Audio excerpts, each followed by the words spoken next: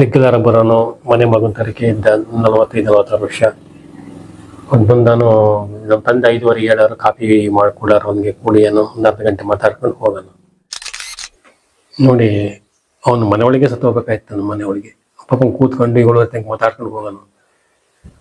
ಇದು ತಗ್ಗಿ ಆ ಬಟ್ಟೆಗೆ ಗುಣಾದಕ್ಕೆ ವಸತಿ ಕೂತ್ಕೊಂಡು ಏನು ಅನ್ನಿಸ್ತಾನೆ ಮನೆಗೆ ಕರ್ಕೊಂಡು ಹೋಗೋಣ.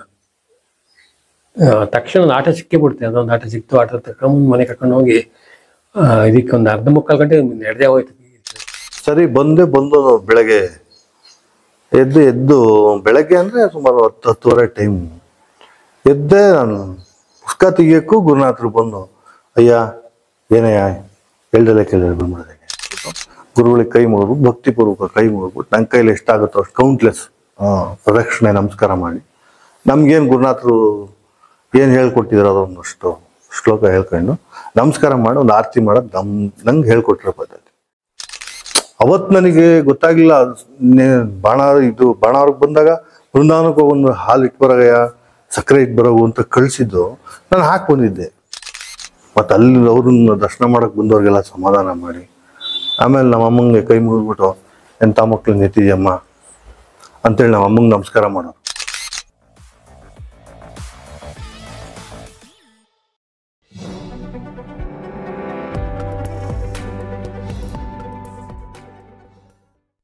ಒಂದು ಬಾರಿ ಗುರುನಾಥರ ಮನೆಗೆ ಹೋಯ್ತು. ಗುರುನಾಥರು ನನಗೆ ಹೇಳಿದರು, ಒಳಗಡೆ ಏನೋ ಜಾಗದಲ್ಲಿ ಒಂದು ವಸ್ತ್ರ ಇದೆ ತಗೊಂಬರೆ ಅಂದರು.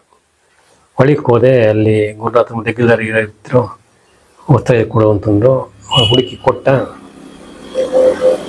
ಆ ವಸ್ತ್ರನ ತಗೊಂಡು ಬಂದು ಟವಲ್ಗಿಂತ ದೊಡ್ಡ ಶೆಲ್ಲಿ ತರಕಿತ್ತು ತಗೊಂಡ್ಬಂದು ಗುರುನಾಥರು ಕೊಟ್ಟು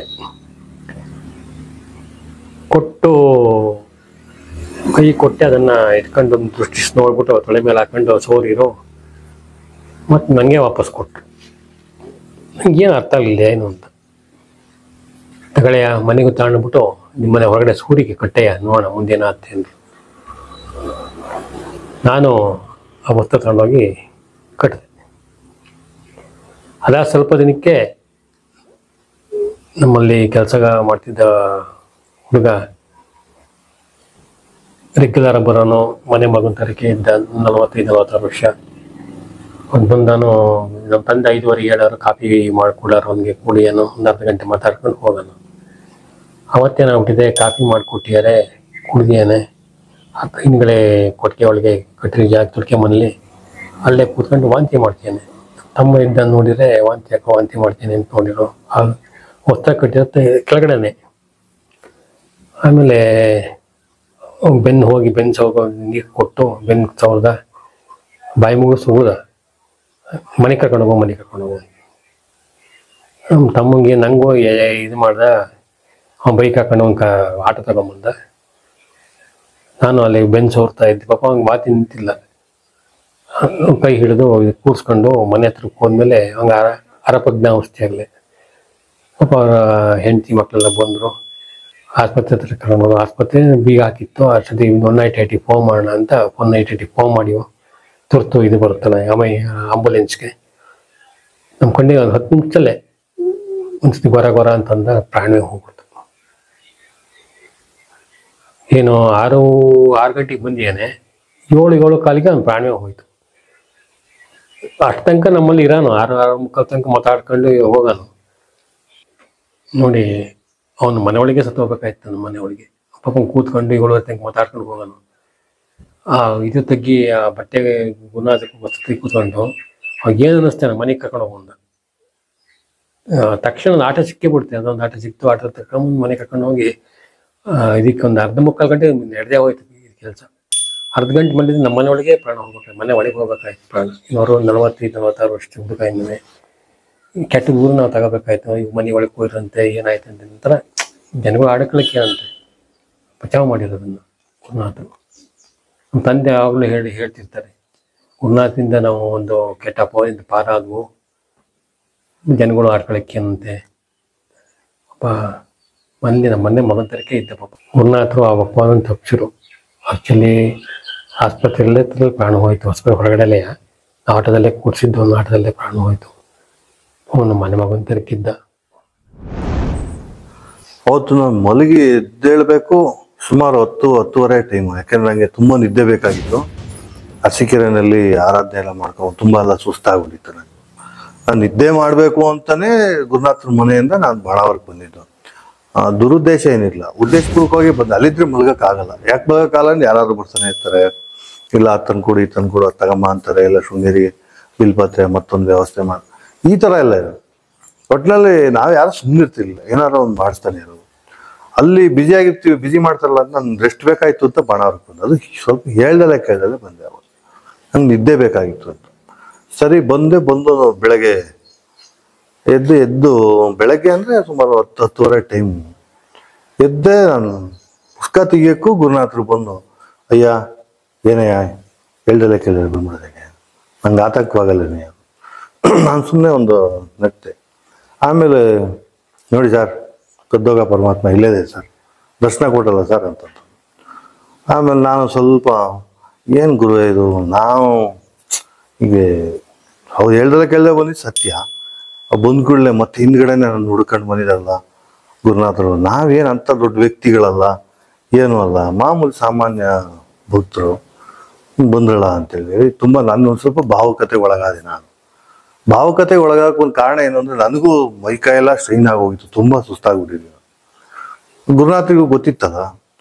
ಸರಿ ಬಂದರು, ಚೇರಲ್ಲಿ ಕುತ್ಕೊಂಡು ನೋಡಯ್ಯ ಅಷ್ಟೆಲ್ಲ ಸತ್ಕಾರ್ಯ ಮಾಡ್ಕೊಂಡು ಬಂದಮೇಲೆ ಗುರುವಿನ ಆರಾಧಿಸಿದ ಮೇಲೆ ಇನ್ನೂ ಒಂದು ಸ್ವಲ್ಪ ಕೆಲಸ ಇರುತ್ತೆ ಕಣೆಯ, ಅದನ್ನು ಪೂರೈಸ್ಬೇಕು ಕಣೆಯ. ಏನು ಗುರುವೇ ಅಂತಂತಾರೆ.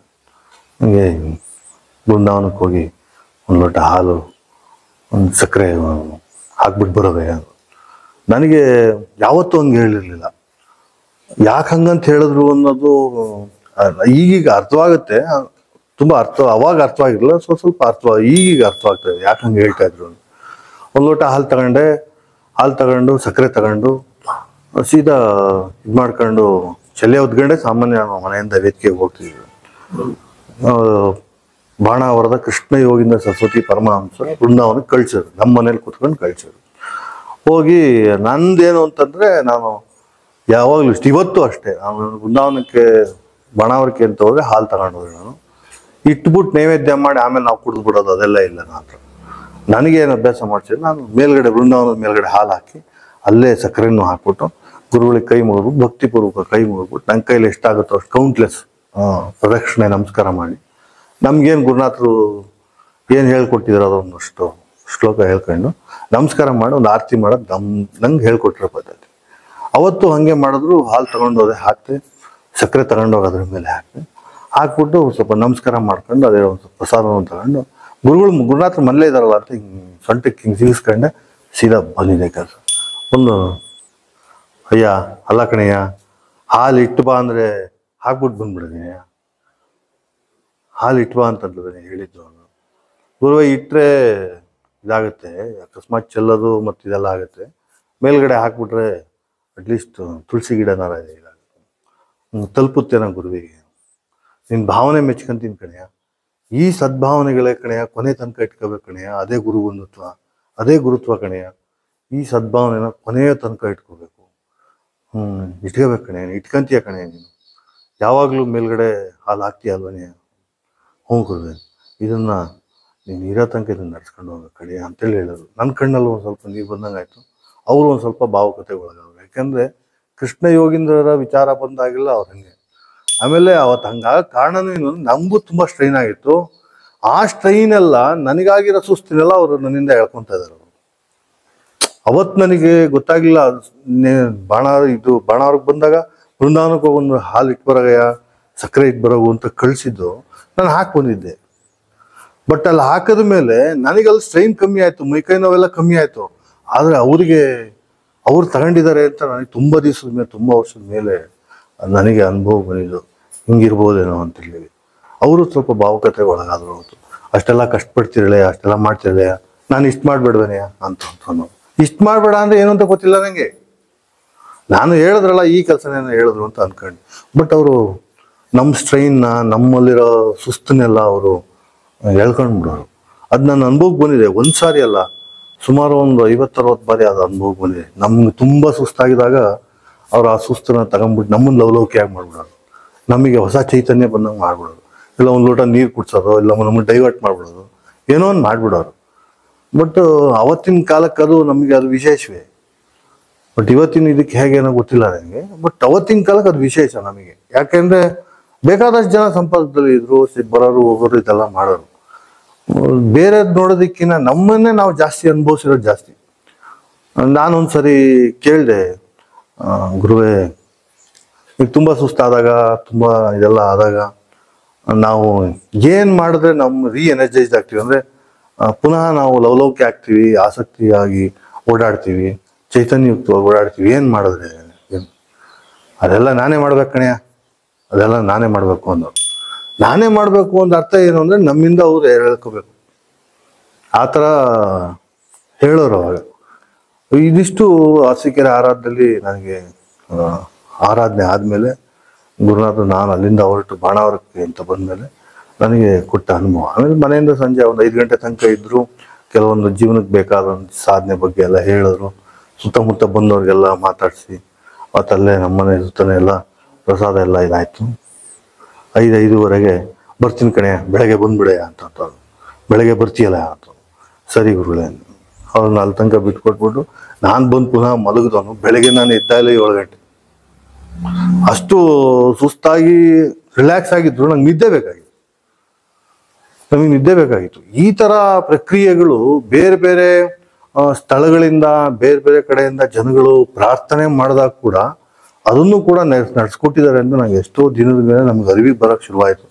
ಇವ್ರು ಹಿಂಗೆ ಮಾಡ್ತಾರೆ, ಯಾರೋ ಏನು ಹೇಳಿದ್ದು ತಗೊಂಡು ರಿಲೀಸ್ ಮಾಡ್ತಾರೆ, ಈ ಥರ ಎಲ್ಲ ಸ್ವಲ್ಪನೇ ಅನುಭವಕ್ಕೆ ಬರೋಕ್ಕೆ ಶುರುವಾಯಿತು. ನನಗೆ ಆದಂಥ ಆ ಸುಸ್ತಿದೆಯಲ್ಲ, ಅದು ಸುಮಾರು 10 ಜನಕ್ಕೆ ಆದಂಥ ಸುಸ್ತು ನನಗೆ ಒಬ್ಬನಿಗೆ ಆಗಿತ್ತು. ಅವ್ರು ಅದಕ್ಕೆ ನಾನು ನೋಡ್ಕೊಂಬಂದೆ. ನಾನು ರಿಲ್ಯಾಕ್ಸ್ ಮಾಡೋಕ್ಕೋಸ್ಕರನೇ, ನನಗೆ ನಂಗಾಗಿರೋ ನೋವಾಗಲಿ ಆ ಸುಸ್ತಾಗಲಿ ಕಮ್ಮಿ ಮಾಡೋಕ್ಕೋಸ್ಕರನೇ ಅವ್ರು ಅಲ್ಲಿಂದ ನಮ್ಮನೆ ತನಕ ಬಂದು ಆ ಸುಸ್ತಿನೆಲ್ಲ ಅವ್ರು ತಗೊಂಡು ನನಗೆ ಸಮಾಧಾನ ಮಾಡಿ, ಮತ್ತು ಅಲ್ಲಿ ಅವ್ರನ್ನ ದರ್ಶನ ಮಾಡೋಕ್ಕೆ ಬಂದವ್ರಿಗೆಲ್ಲ ಸಮಾಧಾನ ಮಾಡಿ, ಆಮೇಲೆ ನಮ್ಮ ಅಮ್ಮಂಗೆ ಕೈ ಮುಗಿದ್ಬಿಟ್ಟು ಎಂಥ ಮಕ್ಳು ನೆತ್ತಿದ್ಯಮ್ಮ ಅಂತೇಳಿ ನಮ್ಮ ಅಮ್ಮಂಗೆ ನಮಸ್ಕಾರ ಮಾಡೋರು. ಆವಾಗ ಒಂದು ಸ್ವಲ್ಪ ನಮಗೆ ಕಣ್ಣಲ್ಲಿ ಇರ್ಬೋದು. ಅಂದರೆ ನಮ್ಮಮ್ಮಂಗೆ ಒಂದು ಸ್ವಲ್ಪ ಅವರು ಭಾವುಕತೆ ಒಳಗಾಗೋರು. ಅವತ್ತಿನ ಕಾಲದಲ್ಲಿ ಗುರುಗಳು ಹಂಗೆ ಅಂದ್ಕೊಂಡು ಕೈ ಹಿಂಗೆ ಮುಟ್ಕೊಂಡು ಅಮ್ಮಂಗೆ ನಮಸ್ಕಾರ ಮಾಡಿ ಸೀದಾ ಹೊರಡೋರು. ಇದು ಅವಾಗ ಒಂದು ನನ್ನ ಜೀವನದಲ್ಲಿ ಆ ಒಂದು ಅತ್ಯುತ್ತಮವಾದಂಥ ಮರಿಲಾರದಂಥ ಘಟನೆ. ಅದು ಗುರುನಾಥ ನನಗೆ ಅನುಭವ ಕೊಟ್ಟಿದ್ದರು.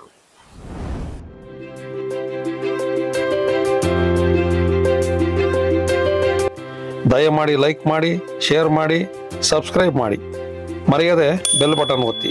ಧನ್ಯವಾದಗಳು.